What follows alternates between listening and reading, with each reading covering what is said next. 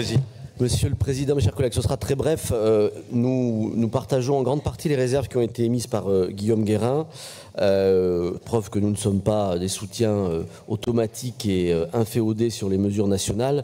Et nous pensons qu'effectivement, ce n'était pas tout à fait le rôle de la région que d'aller sur ces sujets-là. Nous l'avons dit, redit, et par constance, nous nous abstiendrons sur le SRADET en cohérence avec nos votes précédents. Je voudrais, si absolument...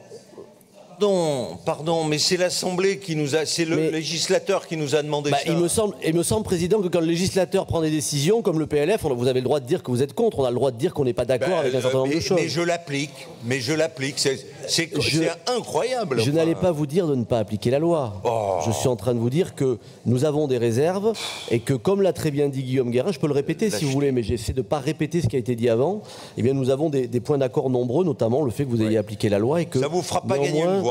Tout ça. Mais je cherche pas à gagner des voix à l'heure qu'il est, je cherche à donner la position du groupe, si on peut le faire. Et donc nous allons nous abstenir et je voudrais attirer votre attention sur un point qui n'a pas été abordé. En tout cas, vous avez donné les résultats de la concertation. La moitié des structures consultées n'ont pas répondu. Alors il ne s'agit pas de citoyens qu'on interrogerait au détour d'un quartier ou d'un conseil de quartier. Il s'agit d'établissements publics, de SCOT, etc. Donc de structures qui ont quand même l'habitude de répondre et de discuter avec notre collectivité.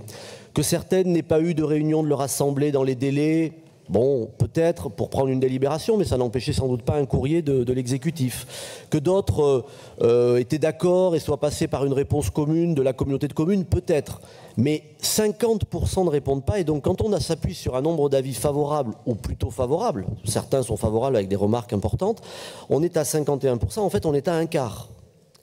Donc ça nous interpelle quand même, parce que sur un sujet aussi important que ça, on a la moitié ne répondant pas. Je sais qu'on peut considérer que leur avis est réputé positif, bien sûr, mais reconnaissons quand même que c'est pas si simple.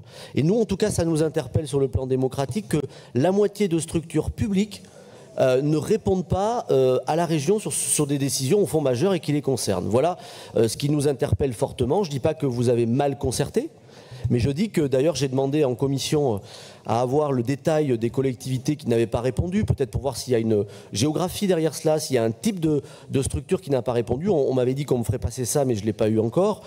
Essayer de comprendre ce qui quand même, à mon avis, d'un point de vue démocratique, mériterait d'être expliqué. Voilà.